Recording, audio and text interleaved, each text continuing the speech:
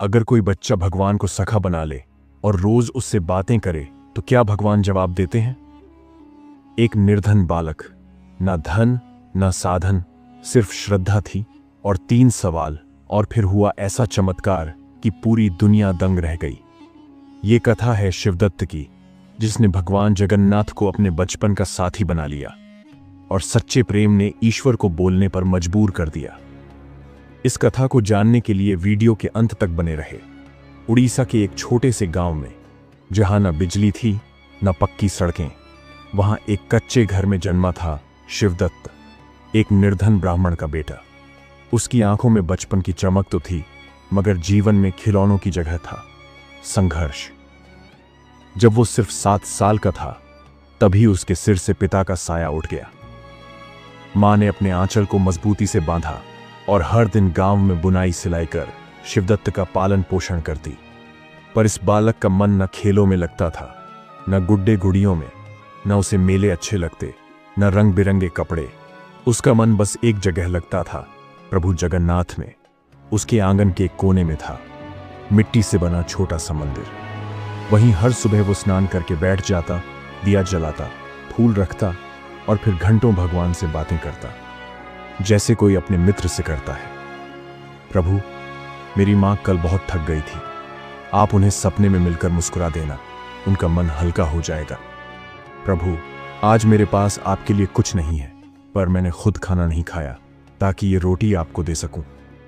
गांव वाले मजाक उड़ाते, ये लड़का तो सनकी हो गया है, भगवान से बात करता है। एक मामूली सी मूर्ति से बच्चे हंसते, कोई मुंह चिढ़ाता, कोई पत्थर फेंकता, मगर शिवदत्त कभी क्रोधित नहीं हुआ। वो हर बार मुस्कुराकर कहता, एक दिन मेरे प्रभु जरूर बोलेंगे, क्योंकि मैंने उन्हें सिर्फ पूजा नहीं, प्रेम किया है। धीरे धीरे उसका मन संसार से कटने लगा। वो खेतों में नहीं जाता, बच्चों के साथ नहीं खेलता। उसका सारा समय बस एक ही जगह समर्पित था, प्रभु जगन्नाथ के चरणों में। धीरे धीरे उसके और भगवान जगन्नाथ के बीच एक ऐसा रिश्ता बन गया जो किसी ने देखा नहीं, पर जिसे शिवदत्त हर पल जीता रहा। एक रिश्ता मासूमियत का, भक्ति का और अपार प्रेम का। दिन बीतते गए, शिवदत्त बड़ा नहीं हुआ, वो तो और गहराई में उतरता गया। कभी सूखी रोटी लेकर आता, कभी मिट्टी के खिलौनों में भगवान के लिए पालकी बनाता।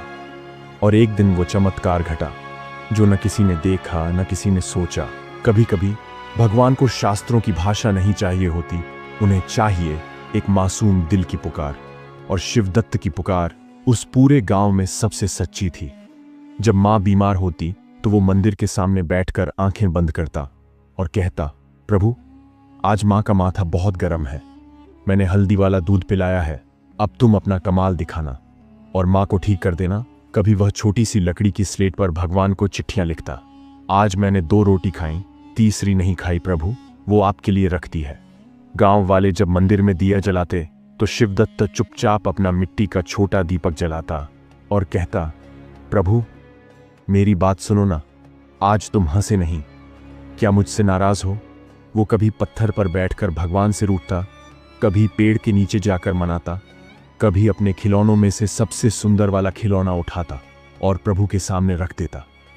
ये देखो, ये घोड़ा तुम्हारे लिए, मैं तो वैसे भी अब बड़ा हो गया हूं। गांव के बच्चे हंसते, चिढ़ाते, पगला हो गया है शिवदत्त। पर शिवदत्त मुस्कुराकर कहता, पगला तो हूं, पर प्रभु का पगला हूं। उसकी आंखों में जो चमक थी वो किसी स्वर्ण से कम न थी। वो भूखा रह सकता था, पर बिना भगवान से बात किए नहीं सोता था। उसकी हर रात एक प्रार्थना से शुरू होती और प्रभु सपने में जरूर आना से खत्म होती। जब कोई अपने विश्वास के रास्ते पर चलता है तो पूरा संसार पहले उसे पागल समझता है, लेकिन समय आने पर वही विश्वास दुनिया को चमत्कार दिखाता है। शिवदत्त अब 9 साल का हो चला था। हर सुबह जैसे उसकी पूजा का कोई नियम नहीं, बल्कि एक गहरी आत्मा की पुकार थी। वो मिट्टी के छोटे मंदिर के सामने बैठकर भगवान जगन्नाथ से घंटों बातें करता। कभी कहता, प्रभु, आज मां की आंखों में आंसू थे, पर मैंने उन्हें हंसाया, आप देख रहे थे ना। कभी कहता, आज मैंने आपको गुड़ चढ़ाया, थोड़ा बचा लिया था, आप नाराज तो नहीं ना। गांव वाले हर दिन उस दृश्य को देखते, नंगे पांव, फटी धोती में लिपटा वो नन्हा बालक मिट्टी के शिवालय में बैठा अपने भगवान से बातें करता और फिर लोग हंसी उड़ाते। ये बच्चा तो बिल्कुल सठिया गया है, मूर्ति से बात करता है, भगवान उससे बात करेंगे। एक दिन गांव के मुखिया ने उसे बुलाया। पूरे गांव के लोग जमा हुए। मुखिया बोले, शिवदत्त, तू क्यों रोज इस मूर्ति से बातें करता है? भगवान क्या तेरे दोस्त बन गए हैं? लोग जोर जोर से हंसने लगे। शिवदत्त बिल्कुल शांत था। उसने सिर उठाया और गांव की भीड़ को देखकर मुस्कुराया। हाँ, वो मेरे दोस्त हैं। आप उन्हें पत्थर कहते हैं, पर मेरे लिए वो मां भी हैं, पिता भी और सखा भी। गांव की स्त्रियां ताना मारती, कभी दूध चढ़ाता है, कभी बिस्कुट रखता है। भगवान कब से ऐसे छड़ावे लेने लगे? पर शिवदत्त का उत्तर सरल था, वो सब कुछ लेते हैं, बस शर्त है उसमें प्रेम होना चाहिए। मां कहती हैं, भगवान को भाव चाहिए, व्यवस्था नहीं। कभी बच्चों ने उसकी पूजा की थाली उठाकर फेंक दी, कभी उसके खिलौने मंदिर से चुरा लिए गए, यहां तक कि मिट्टी की मूर्ति को भी किसी ने तोड़ दिया। पर शिवदत्त ने रोया नहीं। उसने फिर उसी मिट्टी से एक नई मूर्ति बनाई और उसी श्रद्धा से पूजा की। उसकी मां ने पूछा, बेटा, तुझे बुरा नहीं लगता? शिवदत्त बोला, मां, मूर्ति टूटी है, भगवान नहीं। वो तो मेरे साथ हैं, हर रूप में। एक दिन गांव का पंडित आग बबूला हो गया।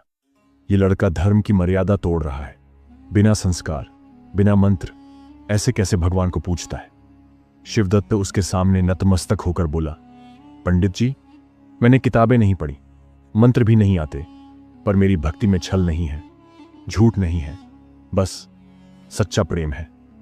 कभी कभी वो मंदिर की सीढ़ियों पर बैठा बस एक बात दोहराता, प्रभु, सब मुझ पर हंसते हैं, पर आप तो नहीं हंसते ना। और फिर खुद ही मुस्कुरा पड़ता, आप तो मेरे जैसे ही हो, जो सबकी हंसी सहकर भी सबसे प्रेम करते हो। उस रात आसमान में तारे बिखरे थे। शिवदत्त अपने मिट्टी के मंदिर में छोटे से दीपक के सामने बैठा था। उसके हाथों में सूखी रोटी का एक टुकड़ा, पर उसने वो भी भगवान जगन्नाथ के चरणों में रख दिया। फिर अपनी दोनों आंखें बंद कर लीं और धीरे से बोला, प्रभु, आज मैं आपसे 3 सवाल पूछूंगा। अगर आप सच में मेरे सखा हो, मेरे अपने हो, तो उत्तर जरूर देना। पहला सवाल, क्या आप मेरी बातें सुनते हैं? उसने रुककर एक सांस ली, फिर नन्हे हाथों से भगवान की मूर्ति को छूते हुए बोला, मैं रोज आपसे बात करता हूं, रोज अपनी हर छोटी बात बताता हूं कि मां को खांसी थी या आज मैंने आपकी थाली में क्या रखा। आप चुप रहते हैं, पर क्या आप सुनते हो? दूसरा सवाल, क्या आप मेरे साथ चल सकते हो? शिवदत्त की आंखों में चमक थी, जैसे उम्मीद की लौ जल रही हो। मैं अकेला हूं प्रभु, कभी कभी डर लगता है जब सब हंसते हैं, जब मां की तबीयत बिगड़ती है, तो काश आप मेरे साथ होते। क्या आप चल सकते हो मेरे साथ, बस एक बार, मेरे पीछे पीछे? तीसरा सवाल, क्या आप मुझसे प्रेम करते हो? अब उसकी आवाज कांपने लगी थी। मैं तो आपसे बहुत प्रेम करता हूं प्रभु, पर क्या आप भी मुझसे उतना ही प्रेम करते हो, या बस मेरी पूजा को सहते हो? क्या आप मुझसे वैसे ही प्रेम करते हो जैसे मां करती हैं? उसने दीपक की लौ के सामने हाथ जोड़ लिए। मंदिर में कोई आवाज नहीं थी, बस दीपक की टिमटिमाहट और शिवदत्त के मासूम सवाल। वो रात उसी मंदिर में लेट गया, बिना कुछ खाए, आंखों में आंसू, पर चेहरे पर विश्वास। उस रात कुछ अलग हुआ। मंदिर की मिट्टी की मूर्ति से हल्की सी रोशनी निकली। कोई बड़ा प्रकाश नहीं, कोई आकाशवाणी नहीं, बस एक बहुत ही कोमल, बहुत ही गहरा एहसास, जैसे किसी ने उसके सिर पर हाथ फेरा हो, जैसे कोई बहुत अपना पास बैठ गया हो। रात भर शिवदत्त मंदिर के पास सोया रहा। उसका छोटा सा शरीर मिट्टी की ठंडी जमीन से लगा था और दीपक की लौ बुझ चुकी थी, पर उसके चेहरे पर शांति थी, जैसे वो ईश्वर की गोद में सोया हो। जैसे ही सूर्य की पहली रोशनी उस मंदिर की दीवार पर पड़ी, शिवदत्त की आंखें खुली, पर इस बार उसकी आंखें पहले जैसी नहीं थी। वो चमक रही थी, जैसे किसी ने उन्हें भीतर से जला दिया हो, जैसे किसी अलौकिक प्रेम की रोशनी उनमें समा गई हो। वो उठकर बैठा और देखा, उसके सामने एक छोटा सा पत्र रखा था। पीले रंग के कागज पर बहुत ही सुंदर अक्षरों में लिखा था, तेरे हर आंसू का हिसाब है मेरे पास। तू जो कहता है मैं सब सुनता हूं। शिवदत्त की आंखों से आंसू टपकने लगे, लेकिन वो आंसू दर्द के नहीं थे, वो आनंद के थे, प्रेम के थे। फिर उसने जैसे ही नीचे देखा, उसके पैरों के पास मिट्टी में कुछ छपा था। पद चिन्ह, मिट्टी में बने 2 जोड़े पद चिन्ह। एक जोड़ी उसके अपने थे और बिल्कुल पास ही दूसरी जोड़ी उसी नाप की, उसी दिशा में, जैसे कोई उसके साथ चला हो। उसने कांपती उंगलियों से मिट्टी को छुआ और फिर देखा, पत्र में अगली पंक्ति लिखी थी, मैं तेरे साथ चलता हूं, हर रास्ते, हर कांटे पर, बस तू देख नहीं पाता। शिवदत्त की सांसें तेज हो गईं। उसके शरीर में एक कंपन सी उठने लगी। ये कैसे हो सकता है? उसके मन ने पूछा। पर उसकी आत्मा ने उत्तर दिया, क्योंकि तूने सवाल प्रेम से पूछे थे और प्रेम कभी खाली नहीं लौटता। फिर उसने एक कोने की ओर देखा, जहां हर दिन वो अपना प्रिय खिलौना प्रभु को दिखाने रखता था, वही लकड़ी का घोड़ा। पर आज वो घोड़ा भगवान जगन्नाथ की मूर्ति के श्रीमुख के पास रखा था, ऐसे जैसे किसी ने प्रेम से उसे वहां चढ़ाया हो। और लिखा था, मैं तुझसे प्रेम करता हूं क्योंकि तू मुझसे निस्वार्थ प्रेम करता है।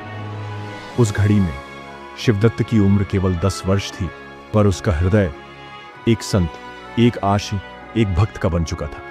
उसने कुछ नहीं कहा, ना चिल्लाया, ना दौड़ा, बस सिर झुकाया और हाथ जोड़ दिए। प्रभु, आप थे, आप हो और आप हमेशा रहोगे। जब ना बिजली गिरी थी, ना मूर्ति बोली थी, ना कोई अलौकिक प्रकाश था, पर वहां एक चीज थी, प्रेम की उपस्थिति।